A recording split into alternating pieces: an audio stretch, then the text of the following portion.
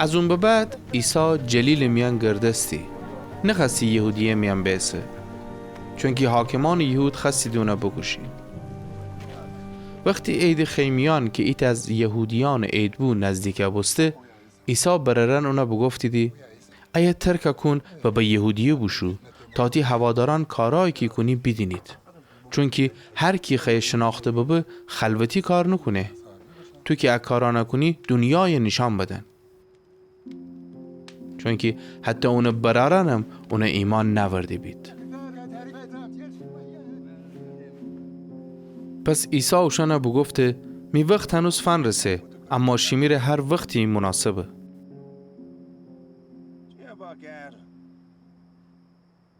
دنیا نتونه از شما متنفر ببه، اما از من نفرت داره، چون که من شهادت دهم که اون کاران بده. شما خودتان به عید بشید، من الان نیم، چون که می وقت هنوز فن رسه.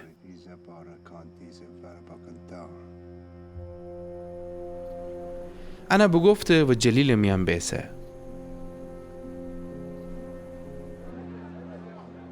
اما بعد از اون که اون بررن به عید بشویدی خودشون بشو، اما نه آشکارا بلکه خلوتی.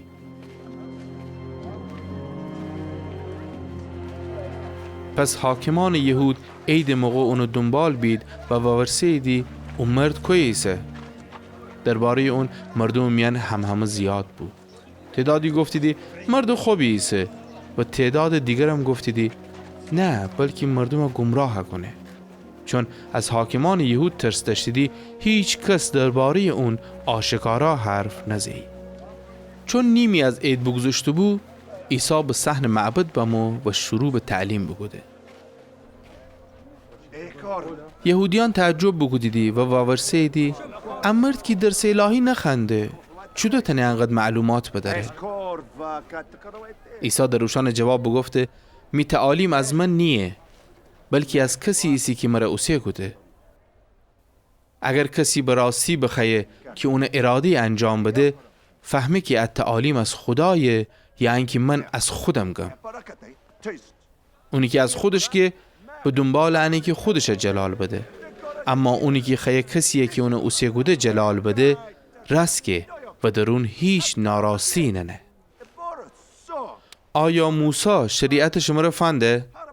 اما هیچ کدام از شما به اون عمل نکنیدی، پس چرا خیلی مرا بکشید؟ مردم جواب بدهیدی ترا دیو بزه، کی گیتی کشتن دنبال ببه؟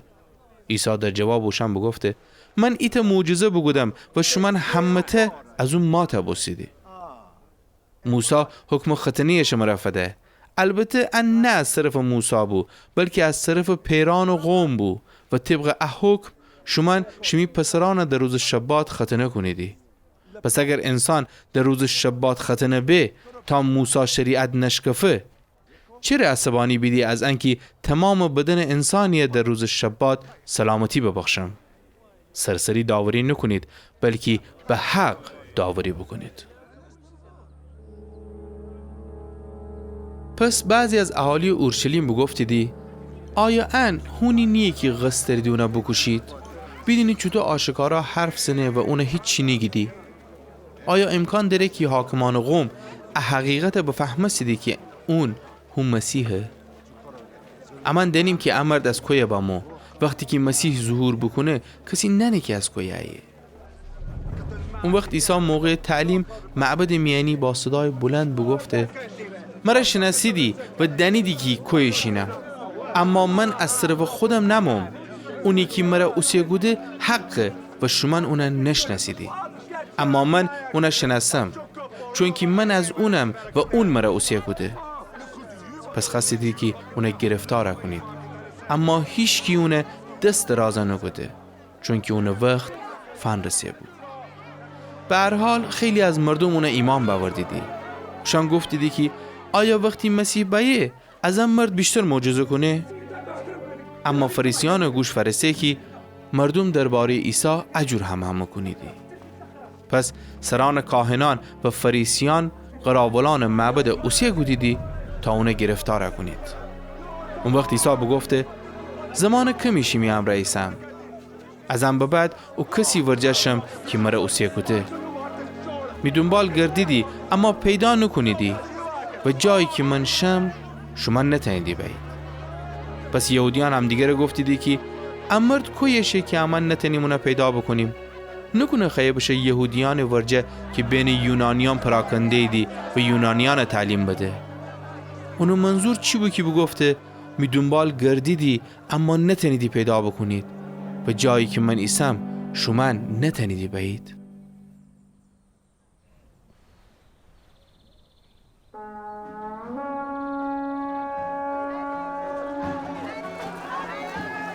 روز آخر که روز بزرگ عید بود، عیسی بیسته و با صدای بلند بگفته هر کی تشنه میورجه بیه و آب بخوره. هر کی به من ایمان باوره هتو که کتاب مقدس که از اونو وجود چشمیان آب زنده جاری به. حرف درباره روح بگفته که کسانی که به اون ایمان باورید او روح پیدا کنیدی، چون که روح هنوز عطا نبسته بود و عیسی هنوز جلال پیدا نکدو بود. بعضی از مردم با اشنوستن حرفان گفتیدی که راستی که امرد هو پیامبر موعوده. دیگران گفتیدی که اون مسیحه. اما گروه دیگر باورسیدی مگر مسیح از جلیل ظهور کنه؟ مگر کتاب مقدس نگفته که مسیح از نسل داوود و از بیت لحم دهی که داوود در اون زندگی گودی ظهور کنه؟ پس به خاطر عیسی مردم میانی اختلاف دکفته. تعدادی خسیدی که اونه گرفتار کنید اما هیچ که اونه دست درازه نکوده. پس غراولان معبد و گرده سیدی سران کاهنان و فریسیان ورجه. فریسیان و سران کاهنان از دوشان و ورسیدی چرا اونه نوردیدی؟ غراولان جواب بدهیدی تا الان مثل امرد کسی حرف نزه. پس فریسیان بگفتیدی مگر شما هم فریب بخوردیدی؟ آیا از حاکمان یا فریسیان کسی عیسی که اون ایمان باوردی بی؟ البته که نه. اما مردم نادان که از شریعت چیزی ننیدی ملعونی دی.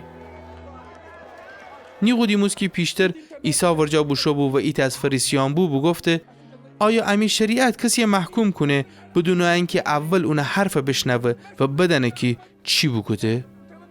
در جواب بگفتیدی مگر تونم جلیلی؟ تحقیق بکن و بدین که هیچ پیامبری از جلیل وینی ریزه.